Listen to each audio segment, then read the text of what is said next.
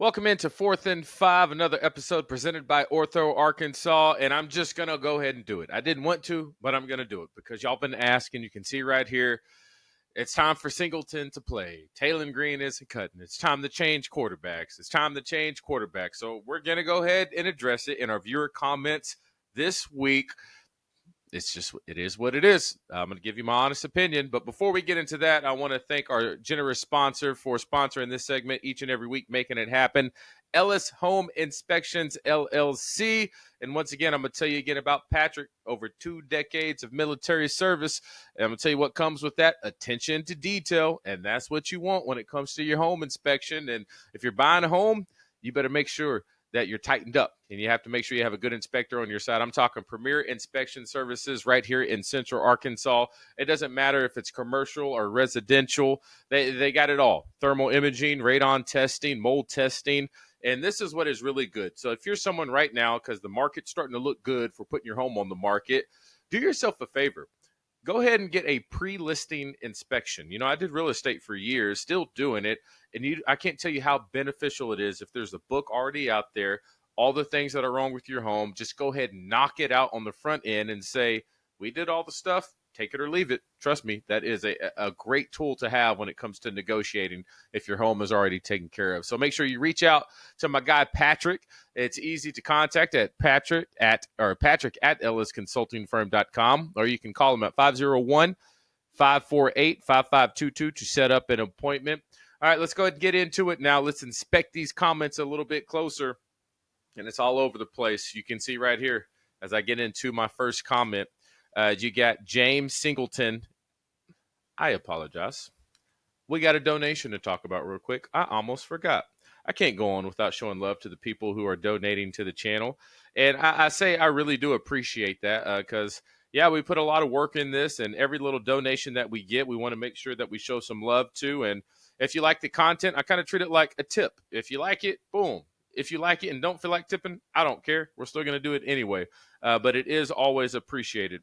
So let me go ahead and get into Austin Teed is the latest person to go ahead and put in a nice little donation. That's from good old Cash App. So I appreciate you and your donation. And so, all right, now let's get into these viewer comments. Once again, I'm going to go ahead and start this one. Y'all, it's all over the place. This is from James Winnington, 2318. Play Singleton. He's a better passer.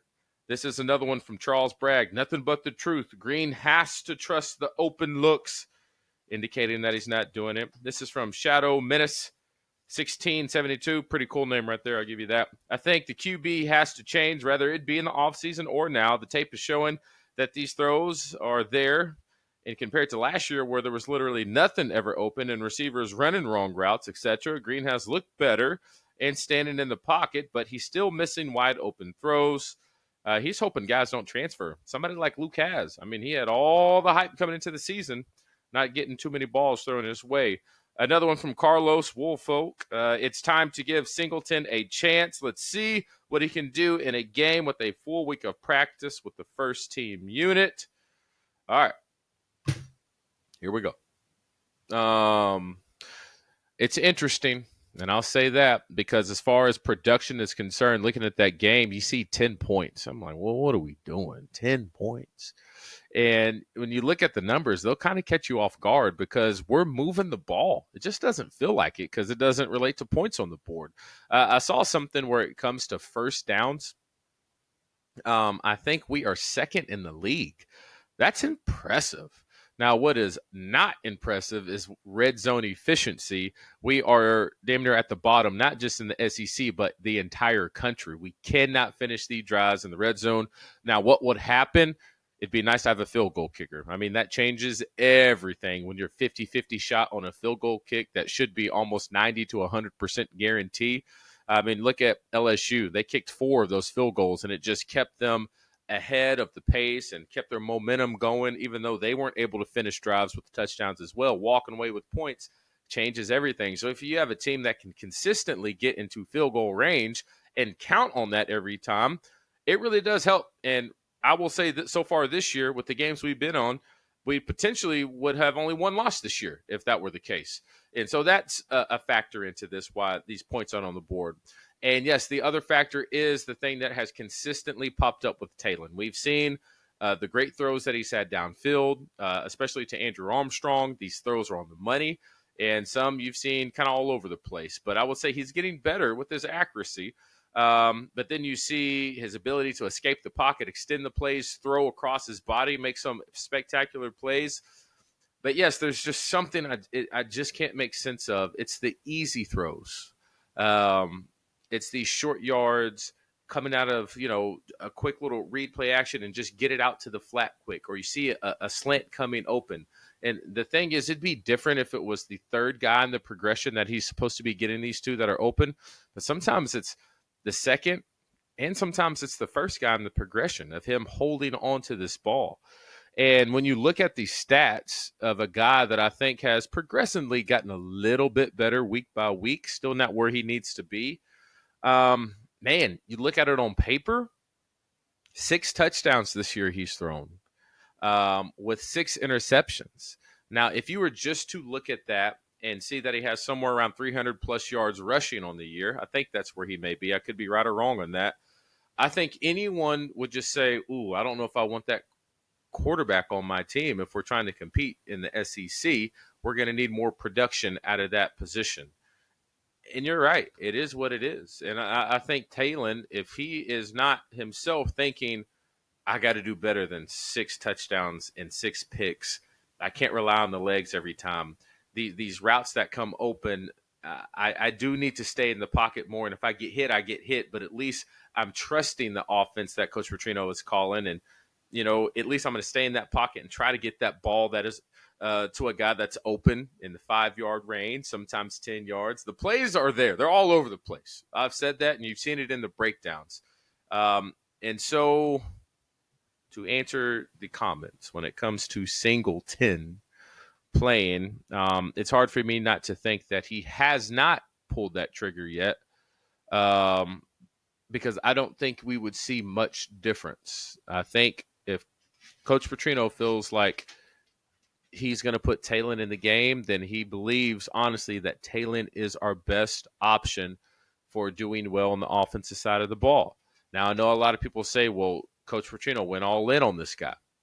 When he first came here, he went and got Taylan, and he said, this is my guy. And I just don't think Coach Petrino is that pride type who says, okay, I said it's him. No, he would move on in a heartbeat if he knew there was a better option for the team. At this point, if Taylan really doesn't kind of, I kind of agree. I mean, with the production that we've got on offense this year, and this is where it gets tough because we're 4-3, and anybody, if you were to ask at the beginning of the season, if after 7 games Arkansas was 4-3, would you be happy? I think most people would say yes, especially me. And so I don't think we're in a situation at all where we're ready to change up the whole roster and do all this and do all that. We still have had some very impressive wins, and we've had some very impressive games with Taylan at quarterback. The argument, I guess, is you think if you give Singleton that same preparation with the first team and all those opportunities, are we not a 4-3 team, or are we a 6-1 team? I don't know. I really don't know. I think there's too many variables at place when it comes to that. Now, I will say this. In some of those games that we won and we made some big-time plays, Taylan, he's the reason a lot of that happened. And I just think sometimes, especially early in the year, with our offensive line trying to get it figured out, they're getting better each week. I'll say that. A guy like Taylan who can extend those plays. I mean, there's so many times I believe if Singleton was in at quarterback, we'd probably be sacked even more than we've been so far this year. I think we are one of the worst in the SEC about giving up sacks. It would be exponentially worse if Taylan was not in the backfield with his athletic ability. So there's so many factors that go into this, and I hate it because I like Taylan. I think he's a great dude. I think he also has all the talent in the world. And I really do feel like given another year, understanding this offense on a cerebral level that I don't know how many times I have to say it takes time. I think he will be a lot better come year 2. I know that's not what you want to hear. It's the truth. I know we want to win right now. So do the coaches. So do the players. But you just want to answer to what's going on. That's it. It just happens to be an answer I feel like none of us like because it really doesn't provide a solution right now. That's my take on that. We'll see what happens. And I'll tell you this. If offensive production doesn't get going against Mississippi State, a change is coming. A change is coming. And that brings me to my next comment from our viewer. This is from Argul. Hopefully I'm saying that right. Goulet. I'm bad at these names. I know I am.